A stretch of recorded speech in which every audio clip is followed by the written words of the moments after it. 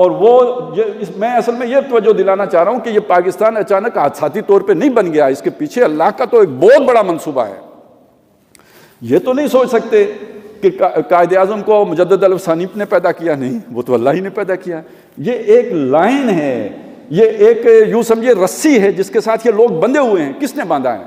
یہ کس کا منصوبہ ہے؟ یہ اللہ کا منصوبہ ہے۔ اس سے امید ہوتی ہے کہ یہ جو ملک اللہ نے لا الہ الا اللہ کی بنیاد پر ہم سے بنوایا، اور جہاں بڑے عجیب طریقے سے فیصلے ہوتے ہیں اور کوئی اللہ کے کام بھی اس طرح ہو جاتے ہیں کہ کسی کی مرضی نہیں ہوتی۔ دیکھیے یہاں پہ آپ نے شراب کو حرام کر دیا، یہاں آپ نے یعنی آپ سوچئے جن لوگوں نے قرارداد مقاصد پاس کی تھی ان کا اپنا ذہن کیا تھا۔ قرارداد مقاصد کیا ہے؟ یہاں کوئی قانون قرآن و سنت کے خلاف نہیں بنے گا۔ جن لوگوں کے ہاتھوں پاس ہوئی ان کا ذہن کیا تھا؟ ان کا ذہن یہ تھا کہ ہم یہ قرارداد پاس کرنے کے بعد مہذب دنیا کو منہ دکھانے کے قابل نہیں ہیں کہ ایک جدید ریاست آج کے دور میں 1400 سال پرانے نظام کی بات کر رہی ہے۔ یہ کوئی نئی بات نہیں ہے، یہ 1947 میں 49 میں بھی لوگوں نے یہ بات کہی تھی۔ اس ملک میں جسٹس منیر جیسے لوگ آئے، ناکام چلے گئے۔ اس ملک میں 73 کا آئین بن گیا، اس میں اسلامی دفعات آ گئی، کیا کیا اس میں جو توہین رسالت کے قانون بن گئے، پوری دنیا آج بھی مخالف ہے، ختم نہیں ہو کے دے رہے۔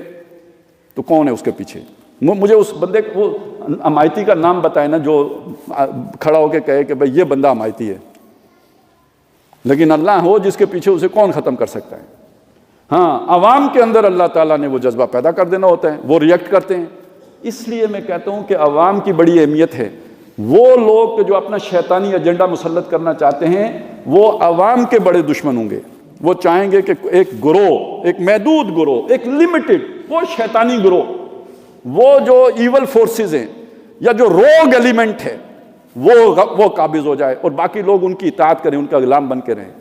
یہاں پہ اسلام کو جو بھی موقع ملا ہے، یہ بات ذہن میں رکھیے، وہ کسی ڈکٹیٹر کی سوچ کے نتیجے میں نہیں ملا، یہ عوامی سوچ ہے، اجتماعی لاشعور ہے کہ جو اپنا اظہار کرتا ہے، اور اس کے ڈر کی وجہ سے یہ خلاف اسلام قانون نہیں بنا سکتے یا اقدامات نہیں کر سکتے، اور اگر کرتے ہیں تو چھپ کے کرتے ہیں یا چھپا کے کرتے ہیں یا دھوکہ دے کے کرتے ہیں یا انہیں کیموفلاج کر کے کرتے ہیں یا شوگر کوٹڈ کر کے کرتے ہیں۔ یہ سب لوگوں کے ڈر کی وجہ سے ہے۔ تو ایسا ہر نظام کے جو لوگوں کو بائی پاس کر کے بنایا گیا ہوگا اس میں زیادہ غیر اسلامی باتیں ہوں گی۔ تو یہ سارا اللہ تعالیٰ زبان خلق کو نکارائے خدا سمجھو، اس سے یہ امید ہوتی ہے کہ شاید اللہ تعالیٰ اس میں کوئی پیوریفیکیشن کے بعد، کوئی پرجنگ کے بعد، کوئی گند کی صفائی کے بعد کوئی بہتری کی صورت پیدا کر دے، اگرچہ کہ حالات بہت خراب ہو چکے ہیں۔ لیکن اس کے لیے میرے بھائی ہمیں بھی تو کچھ کرنا ہوگا نا، یا صرف دعائیں کرنی ہوں گی یا صرف تقریریں کرنی ہوں گی جیسے ابھی میں نے کی؟ کوئی میں اپنے عمل میں بھی تو تبدیلی لاؤں نا یار۔ میں ذاتی حیثیت میں تو آج کے بعد اللہ کا بندہ بنوں نا، کم از کم ہم یا جو بیٹھے ہیں، جو باتیں سنی ہیں، ہمارا ملک یہاں پہنچ چکا، اب تو ہم سوچیں کہ ہم اپنی ذاتی زندگی میں تو تبدیلی لائیں، نماز پڑھیں، روزے رکھیں، حرام خوریاں چھوڑیں، جھوٹ بولنا چھوڑیں، طے کریں کہ جھوٹ نہیں بولیں گے جتنا بڑا نقصان ہو جائے، بدعہدی چھوڑیں، بددیانتی چھوڑیں۔ تو میرے بدلنے سے معاشرے میں تبدیلی کا آغاز ہوگا، آپ کے بدلنے سے محلے میں تبدیلی کا آغاز ہوگا۔